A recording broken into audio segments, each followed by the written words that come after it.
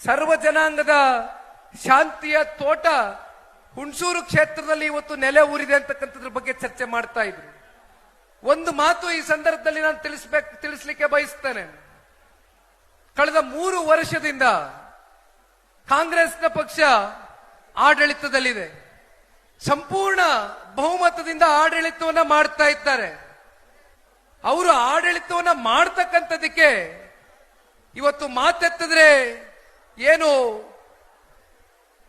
ಹಲವಾರು ಸಮುದಾಯಗಳ ಹೆಸರನ್ನ ಮುಂದಿಟ್ಕೊಂಡು ರಾಜಕಾರಣವನ್ನು ಮಾಡ್ಕೊಂಡ್ ಬಂದಿದ್ದಾರೆ. ಆದ್ರೆ ಅಂತ ಸಮುದಾಯಗಳಿಗೆ ಇವತ್ತು ಕಾಂಗ್ರೆಸ್ನ ಸರ್ಕಾರ ಕಳೆದ 3 ವರ್ಷದಿಂದ ಯಾವ ರೀತಿ ನಡ್ಕೊಳ್ತಾ ಇದೆ, ನಿಜಕ್ಕೂ ಕೂಡ ಸಾಮಾಜಿಕವಾದಂತ ಒಂದು ನ್ಯಾಯ, ಸಾಮಾಜಿಕವಾದಂತ ಒಂದು ಬದ್ಧತೆ ಮತ್ತೆ ಕಾಳಜಿಯಿಂದ ಆಡಳಿತವನ್ನ ಮಾಡ್ತಾ ಇದ್ದಾರ ಅಂತಕ್ಕಂಥ ಪ್ರಶ್ನೆ ಎಲ್ಲ ಇವತ್ತು ನಾವು ನೀವು ಕೂಡ ಮಾಡಬೇಕಾಗ್ತದೆ. ಕಾರಣ ಇವತ್ತು ಎಸ್ಸಿಪಿ ಟಿಎಸ್ಪಿ ಅಲ್ಲಿ ಮೊದಲನೇ ವರ್ಷ 11,000 ಕೋಟಿ, ಎರಡನೇ ವರ್ಷ 14,000 ಕೋಟಿ, ಈ 3ನೇ ವರ್ಷ 11,500 ಕೋಟಿ, ಒಟ್ಟಾರೆಯಾಗಿ 37,000 ಕೋಟಿಗೂ ಹೆಚ್ಚು ಎಸ್ಸಿಪಿ ಟಿಎಸ್ಪಿ ಹಣ ಇವತ್ತೇನು ಪರಿಶಿಷ್ಟ ವರ್ಗದ ಒಂದು ಅಭಿವೃದ್ಧಿಗೆ ಇಟ್ಟಿರ್ತಕ್ಕಂಥ ಹಣ ಸಂಪೂರ್ಣವಾಗಿ ಇವತ್ತು ಗ್ಯಾರಂಟಿಗಳ ಹೆಸರಲ್ಲಿ ಇವತ್ತು ಅದನ್ನ ಬೇರೆ ಕಡೆ ಬಳಕೆ ಮಾಡ್ಕೊಂಡಿದ್ದಾರೆ ಅಂತಕ್ಕಂಥದ್ದು ಸ್ವತಃ ಕಾಂಗ್ರೆಸ್ನವರು ಒಪ್ಕೊಂಡಿದ್ದಾರೆ. ಇದು ಇವತ್ತು ಹಿಂದುಳಿದಿರ್ತಕ್ಕಂಥ ವರ್ಗಕ್ಕೆ ನಿಜಕ್ಕೂ ಕೂಡ ಕಾಂಗ್ರೆಸ್ ನ್ಯಾಯ ಕೊಡಿಸ್ಲಿಕ್ಕಾಗ್ತದ? ಅವರು ಭದ್ರಾಗಿದ್ದಾರ? ಆಲೋಚನೆ ಮಾಡಬೇಕಾಗ್ತದೆ. ಇವತ್ತು ಎಷ್ಟು ನಿಗಮಗಳಿದೆ, ಯಾವ ಒಂದು ನಿಗಮಗಳಲ್ಲಿ ಆಯಾ ಸಮುದಾಯಕ್ಕೆ ಸೇರಿರ್ತಕ್ಕಂಥ ಆ ಜನಾಂಗವನ್ನ ಇವತ್ತು ಸಮಾಜದಲ್ಲಿ ಉತ್ತಂಗಕ್ಕೆ ಏರಿಸ್ತಕ್ಕಂಥದಕ್ಕೆ ಅವಕಾಶಗಳಿದೆ.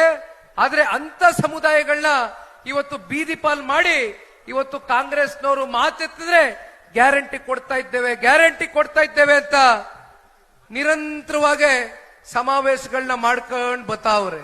ಸ್ಟೇಟ್ ಸ್ಕಾಲರ್ಶಿಪ್ ಪೋರ್ಟಲ್ ವತಿಯಿಂದ ಇವತ್ತು ವಿದ್ಯಾವೇತನವನ್ನ ವಿದ್ಯಾರ್ಥಿಗಳಿಗೆ, ಬಡ ಮಕ್ಕಳಿಗೆ ನೀಡಬೇಕಾಗಿತ್ತು. ಇಲ್ಲಿಯವರೆಗೂ ಕೂಡ 40% ಆ ವಿದ್ಯಾರ್ಥಿಗಳಿಗೆ ವಿದ್ಯಾವೇತನವನ್ನ ನೀಡ್ತಾ ಇಲ್ಲ. ಯಾಕೆ ಇದನ್ನೆಲ್ಲ ಮಾತನಾಡ್ತಾ ಇದ್ದೇನೆ? ಇವತ್ತು ನಿನ್ನೆ ದಿನ ನೀವು ಧಾರವಾಡದಲ್ಲಿ ನೋಡಿರ್ಬೇಕು ಏನಾಯ್ತು ಅಂತ. ಧಾರವಾಡದಲ್ಲಿ ಯುವಕರು ಬೀದಿಗಿಳಿದು ಇವತ್ತು ಸಂಪೂರ್ಣ ದಂಗೆ ನಡೀತಾ ಇದೆ ರಸ್ತೆಗಳಲ್ಲಿ.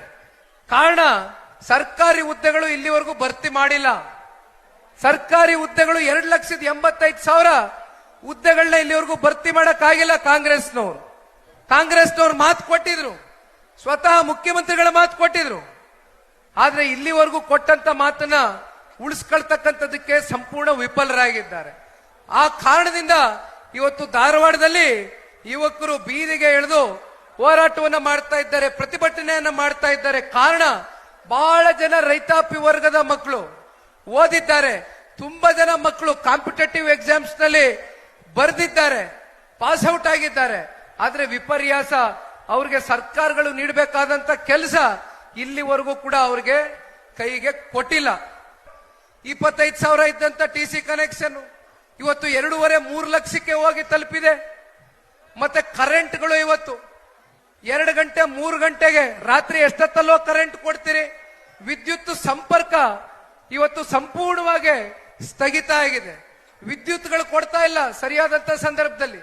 ಈ ರೀತಿ ರೈತರುಗಳ ಜೀವನದ ಜೊತೆ ಚೆಲ್ಲಾಟವನ್ನ ಪ್ರತಿ ಹಂತದಲ್ಲೂ ಇವತ್ತು ಕಾಂಗ್ರೆಸ್ನವ್ರು ಏನ್ ಮಾಡ್ತಾ ಇದ್ದಾರೆ?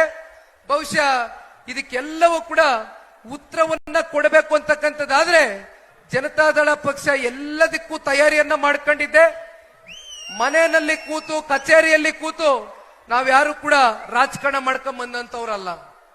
ಬೀದಿಯಲ್ಲಿ ಇಳಿತೇವೆ, ನಿಮ್ಮ ಜೊತೆಯಲ್ಲಿ ನಿಲ್ತೇವೆ, ರೈತರ ಜೊತೆಯಲ್ಲಿ ಇರ್ತೇವೆ. ಈ ಜನ ವಿರೋಧಿ ಸರ್ಕಾರವನ್ನ ಈ ರಾಜ್ಯದಿಂದ ಬುಡ ಸಮೇತ ಕಿತ್ತೋಗಿತಕ್ಕಂಥದ್ವರೆಗೂ ಕೂಡ ಹೋರಾಟ ಜನತಾದಳ ಪಕ್ಷದ ಕಾರ್ಯಕರ್ತ ಬಂಧುಗಳು ಕಳೆದ ಇನ್ನೊಂದು 2 ವರ್ಷಗಳ ಕಾಲ ಯಾರು ಕೂಡ ಕುತ್ಕೊಳ್ತಕ್ಕಂಥ ಪ್ರಶ್ನೆ ಇಲ್ಲ, ಎದೆಗುಂತಕ್ಕಂಥ ಪ್ರಶ್ನೆ ಇಲ್ಲ. 100ಕ್ಕೆ 100 ನಮಗೆ ಸಂಪೂರ್ಣ ವಿಶ್ವಾಸ ಇದೆ.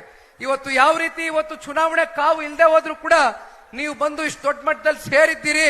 ಇದೇ ರೀತಿ ಬಹುಶಃ ಇವತ್ತು ಚುನಾವಣೆ ಏನಾದ್ರೂ ಡಿಕ್ಲೇರ್ ಆದ್ರೂ ಕೂಡ ಈ ಕೂಡಲೇ ಕಾಂಗ್ರೆಸ್ ಸರ್ಕಾರವನ್ನ ಮನೆಗೆ ಕಳಿಸ್ತಕ್ಕಂತ ಒಂದು ಕೆಲಸವನ್ನ ನಾಡಿನ ಜನತೆ ಮಾಡ್ತಕ್ಕಂಥದ್ರಲ್ಲಿ ಯಾವುದೇ ಸಂಶಯ ಇಲ್ಲ.